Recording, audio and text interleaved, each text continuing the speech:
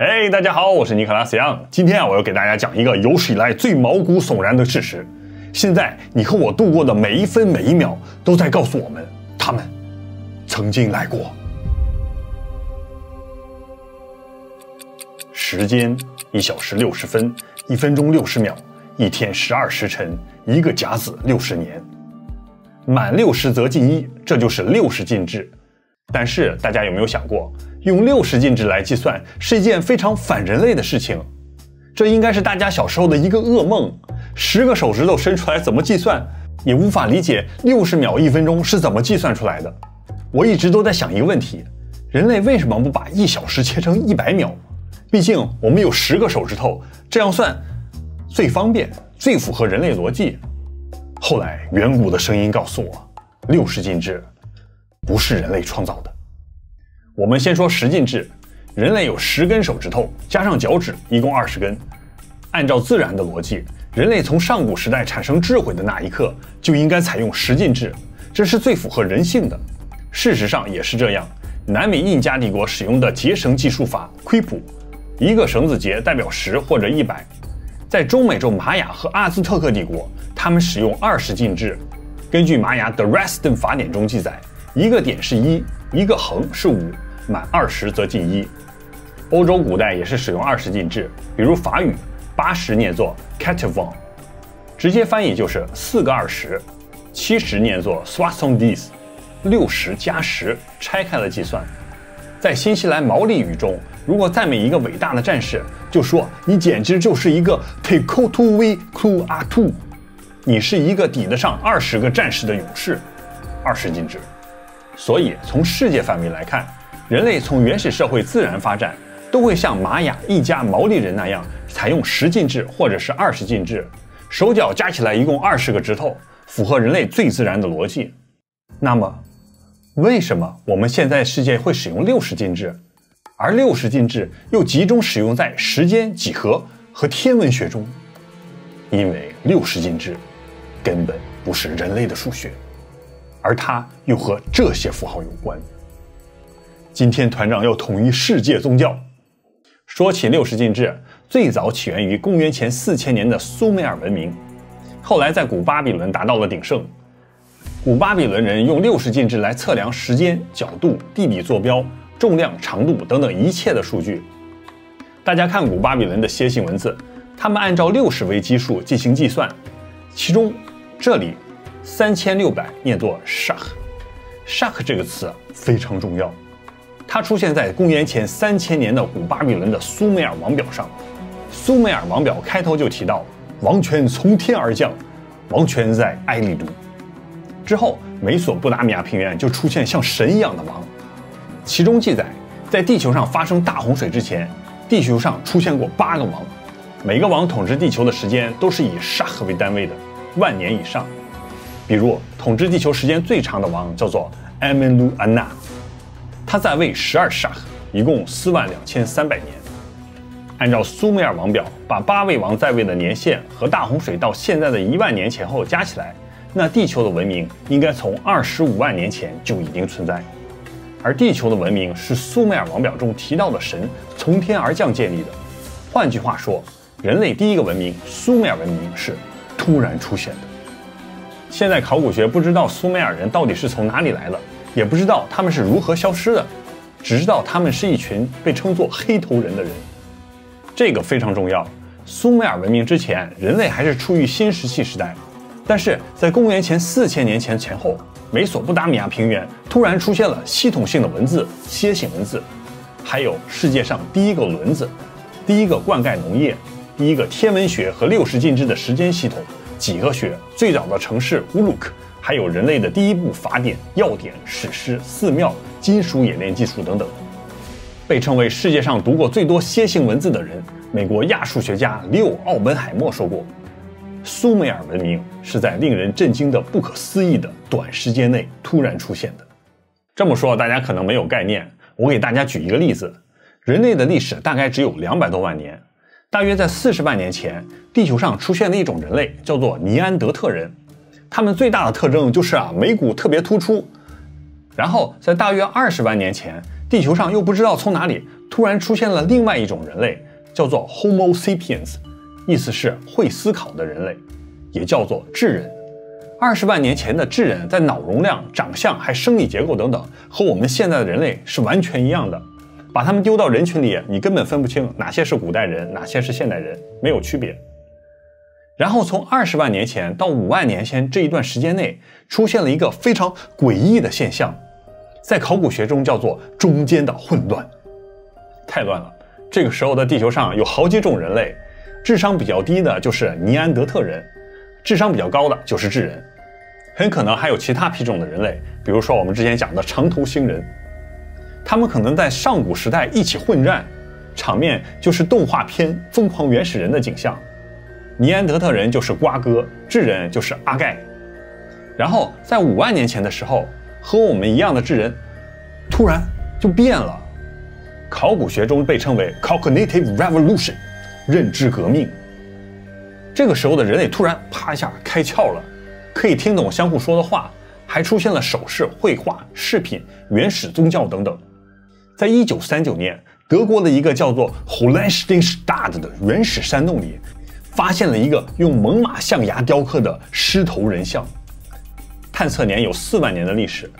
还有在德国 Walk 的洞穴里，也出现了4万年前的猛犸象、野牛、狮子的雕像。所以在5万年前，人类认知革命开始的时候，智人的智商突然大幅度的提高。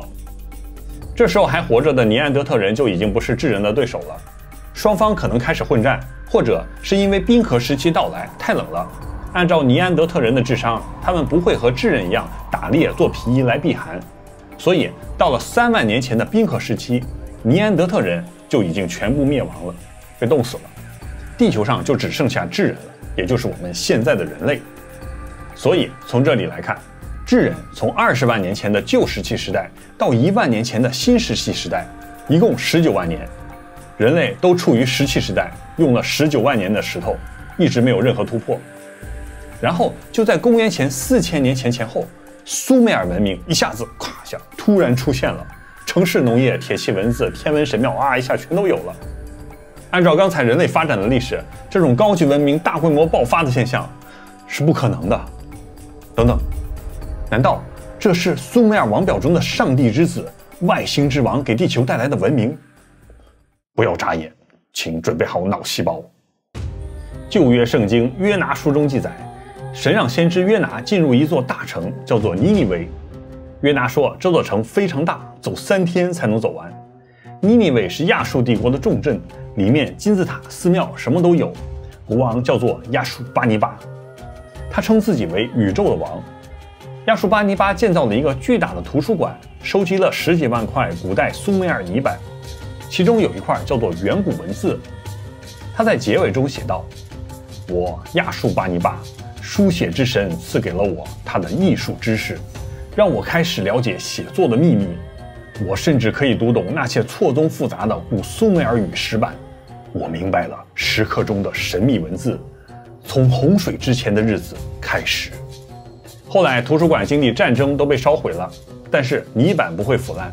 现在大英博物馆就存了3万多块苏美尔泥板。在亚述巴尼巴图书馆的废墟中，还挖掘出很多小小的圆柱体，这些圆柱体叫做苏美尔皇家封印，它们上面都雕刻着和神相关的画面。苏美尔贵族只要在泥板或者是陶器上滚动封印，就可以留下花纹，这样就可以对重要的泥板进行防伪标记。大家看一下，这些封印之中都有一个共同的特点，这里都有一个闪亮的太阳，还有一颗弯弯的月亮。而且只要有月亮和太阳同时出现的时候，这下面就会出现很多戴着高高帽子的人，而他们不是人类，他们都是戴着角帽的阿努纳奇神。那问题来了，为什么每一块泥板中都有太阳和月亮？为什么太阳和月亮可以同时出现？更诡异的是，在其他封印或者是石像雕刻中，为什么会出现2个太阳和1个月亮？这就是上古地球的终极秘密。在苏美尔楔形文字中有一个重要的字符，叫做 Dingil， 意思是 heaven 和神的意思。2个 Dingil 放在一起，意思就是从天堂下来的神阿努。阿努纳奇的意思就是神阿努的孩子，也就是圣经创世纪中提到的神之子。神之子来到地球和人类女性结合，生出了 Nephilim 巨人。丁格里这个字符后来到了巴比伦就变成了这个样子，一个十字架。在大英博物馆中有一块高3米、重4吨，名叫亚舒纳希尔帕2世石碑，其中的王就带着十字架的标志，这个标志旁边还藏着一个太阳的标志。十字架的英文叫做 cross，cross 的意思是交叉点、交界处的意思，也是一种刑具。而在苏美尔神话中有一个重要的名字叫做尼比鲁，尼比鲁是阿努纳奇的星球，苏美尔语中尼比鲁的意思就是 cross 十字架。有一块非常重要的苏美尔泥板叫做 Enuma Elish 至高之巅，我以前讲过，其中就记载尼比鲁位于天堂和大地的交界处。尼比鲁是马杜克的星星，马杜克让它在天空中闪耀，让它不停息地在大海中穿越，让它成为众神的牧羊人。尼比鲁就是天空中的十字架，众神的牧羊人。十字架、牧羊人这些专业术语在基督教里指的就是主耶稣。所以这些封印和泥板中的有十字形光芒的星星就是尼比鲁，在它旁边的月亮就是马杜克。这说明在公元前4000年前，人类突然在天空上看到一种异象，天上出现一个好似太阳的天体，它中间放出十字形光芒，它的旁边也有一个像月亮一样的卫星，它们是在白天和太阳系的太阳一起出现的。大家看这个泥板，上面有太阳、尼比鲁还有马杜克，它们3个同时出现。为什么说这是白天？因为在其他泥板中有很多农耕的景象，人类拿着犁在耕地，这一定是白天。这时候他们抬头一看天，太阳、尼比鲁还有尼比鲁的卫星都同时出现。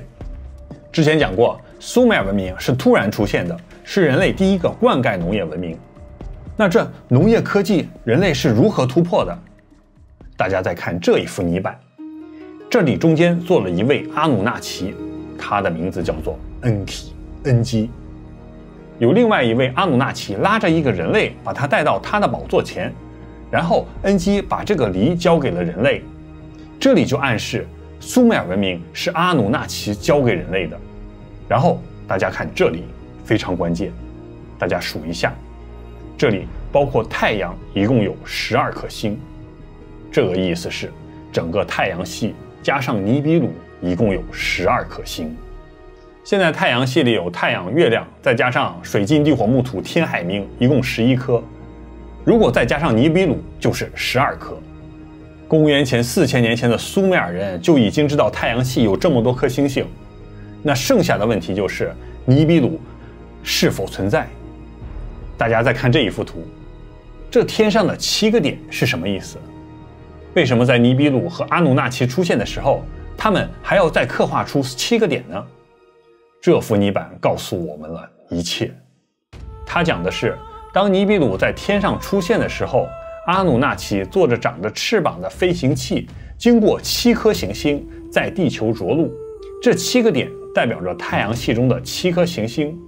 我要跟大家强调一点，阿努纳奇是从尼比鲁出发，从太阳系的最外层开始数，冥王星、海王星、天王星、土星、木星、火星，最终到达地球。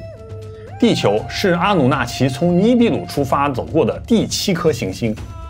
刚才我们已经讲过，尼比鲁在楔形文字中就是十字架的样子。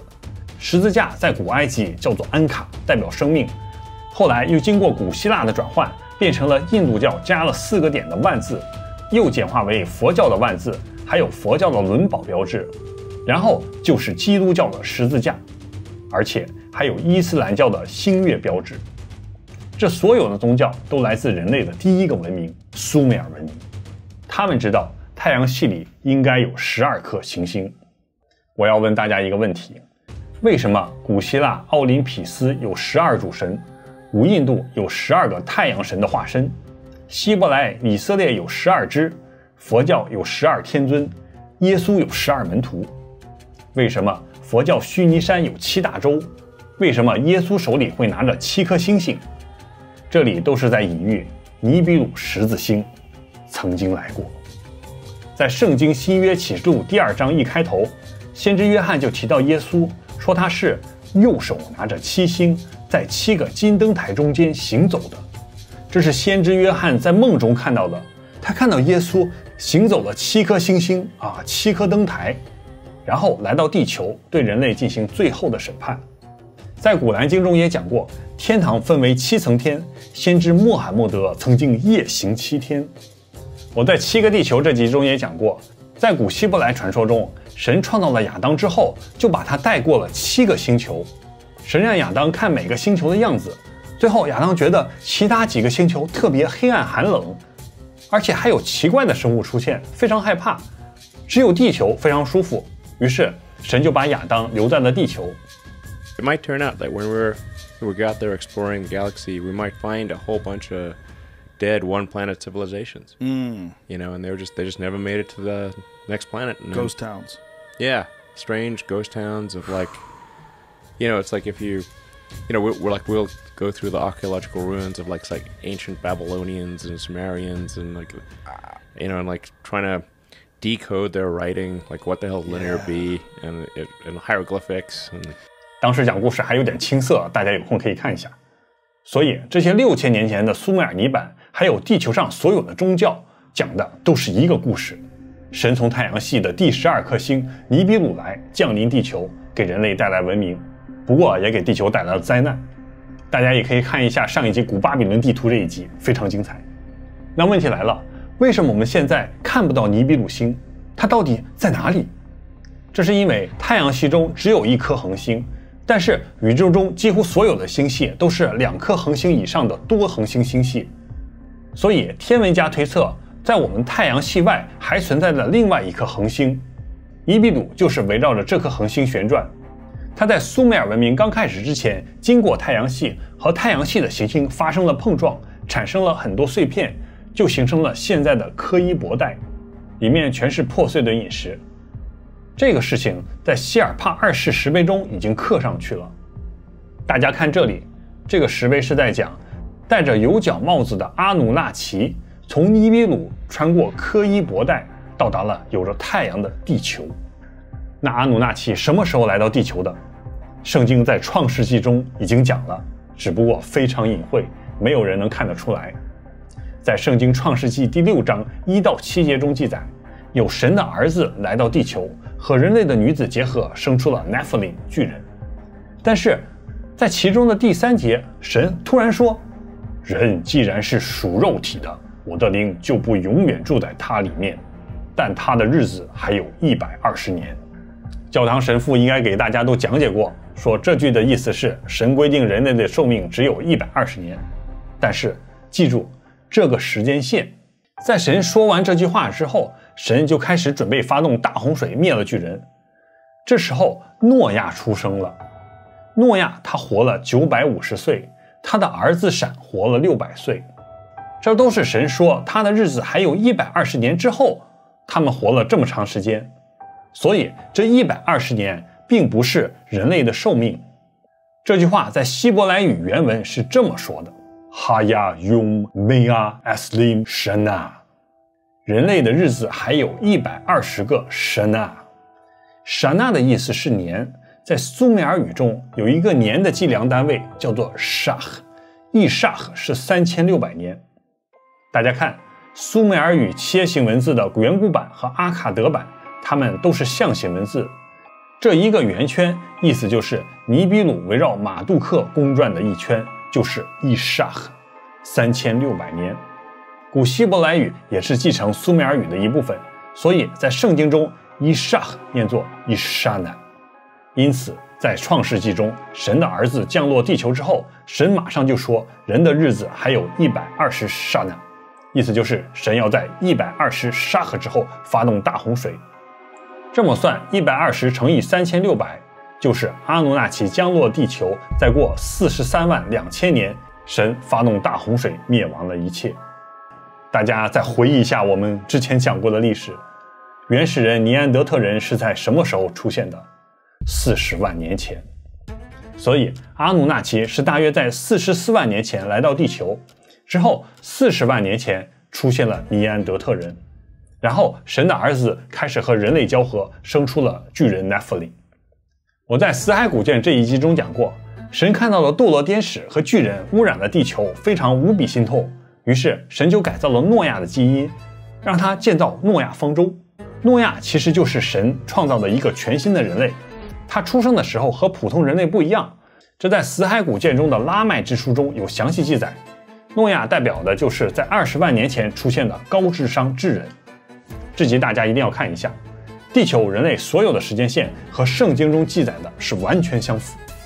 还有一件细思极恐的事情，就是苏美尔王表记载的苏美尔王一共8位，如果我们把他们在位的时间都加起来，大家猜一猜一共是多少？一共是66 shah 6 nah， nah 也是一个单位，是600年。所以阿努纳奇之王在地球上的数字是66和6，666，这个数字毛骨悚然。这是堕落天使撒旦的标志，主耶稣在最后的审判中要和他们开战。在启示录中13章就讲到阿努纳奇之王的样子。我又看见另一只兽从地里上来，它有2个角，好像羊羔，说话好像龙。它又行大奇事，甚至在人面前叫火从天上降在地上，又有能力赐给他，可以把气息给兽像，使兽像能够说话，并且能够杀害那些不拜兽像的人。在这里要有智慧有悟性的人，就让他计算兽的数字，因为这是人的数字，他的数字是666。阿努纳奇其实长得不是人类的样子，他们的头有高高的颅骨，然后还长着角，所以苏美尔人给他们就刻上有角的帽子。他们其实长得好像野兽，他们的飞船的形状其实是一个长条形，像雪茄一样的。他们在天上飞，可以向大地发出激光，所以圣经中写道，甚至在人面前叫火从天上降在地上。阿努纳奇还可以制造 AI 机器人，叫做可以把气息给兽像，使兽像能够说话。然后阿努纳奇要求有智慧的有悟性的人，就让他们去计算阿努纳奇的数字，让书记员雕刻苏美尔王表，计算他们在地球的时间是666。那为什么和阿努纳奇相关的事情都是6？难道他们是60进制的始作俑者？我们再推理一下，人类有5个指头，所以阿兹特克、玛雅、毛利人等等都是用10或者是20进制。那难道阿努纳奇他有6根手指？对，推理完全正确。在圣经撒母耳记和历代之中就记载，后来在加特又有征战，那里有一个身量高大的巨人，手脚都是6指，共有24个指头，他也是巨人所生。阿努纳奇的孩子们奈弗林，他们继承了阿努纳奇的基因，一只手有6个手指，手脚一共24根。这就是为什么阿努纳奇教给苏美尔人的数学全都是60进制。在北美有一群印第安人叫做 Choctaws， 他们说他们的祖先讲述有一群巨大的白色人类叫做纳呼鲁，他们从南方，也就是中美洲阿兹特克帝国那里进入现在的美国田纳西州。他们身材巨大，长有双排牙齿，每只手有6根手指头。他们以贝类为食物，懂得航海、数学和建筑知识，还会使用煤炭和石油，语言接近中东的闪米特语言。这些巨人经常袭击印第安人，后来印第安人都叫白人为 White Ghost 白魔鬼。这里有个细节，就是这些巨人懂得煤炭和石油技术。阿努纳奇降落地球选择美索不达米亚平原，就是因为他们的飞船和建筑需要大量的能源，因此苏美尔是第一个会使用石油和煤炭的文明。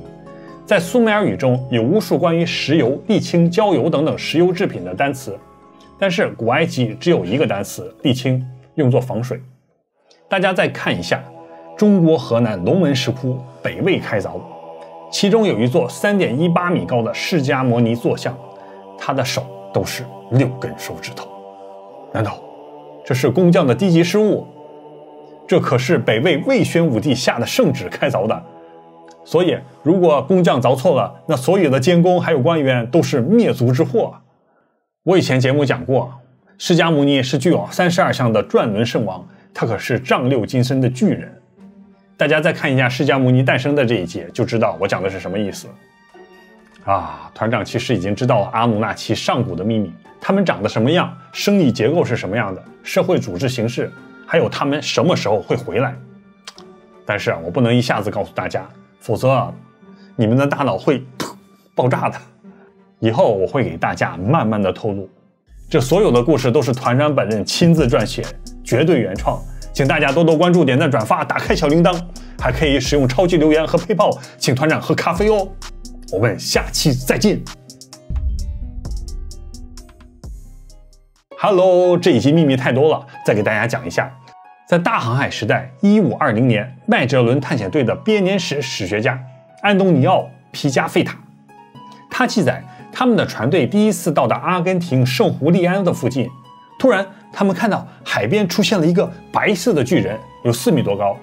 当这个巨人看到探险队帆船的时候，立刻开始跳舞唱歌，然后跪下拿起沙子往自己的头上这么撒。这个动作其实是来自古非洲的习俗，意思是臣服王权。麦哲伦就让他的手下一起唱歌跳舞接近巨人。巨人一看到麦哲伦的船员，就指了指天上，意思是他相信麦哲伦他们是来自天堂。为什么？因为麦哲伦的船上有和尼比鲁一样的十字架旗帜。安东尼奥描述，所有的船员的高度最高也只能到达这个巨人的腰部。后来麦哲伦把这片土地叫做帕灿高尼，意思是大脚的土地。最后麦哲伦抓了2个巨人，把他们带回西班牙，但是这2个巨人最后都得病死了。然后在欧洲新教徒进入北美的时候，他们也发现了当地有很多巨人的墓穴，但是梵蒂冈派的传教士都按照主教的命令，把这些巨人的骨头都收走了，不是毁了就是把它送回梵蒂冈了。还有另外一些文件都传到了现在，牵扯到美国总统和深层政府这个以后再讲。最后我要给大家插播一下新加坡的公益广告。如果大家来新加坡工作、学习和旅游，买一张电话卡，当你使用电话的时候，就会听到有陌生电话打给你，说我是来自 MOMICA 的，你犯了什么法，要交罚款。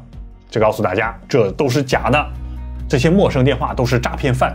如果你接到这些电话，就要马上把它挂断，不要和他说话。最后欢迎大家来新加坡旅游哦。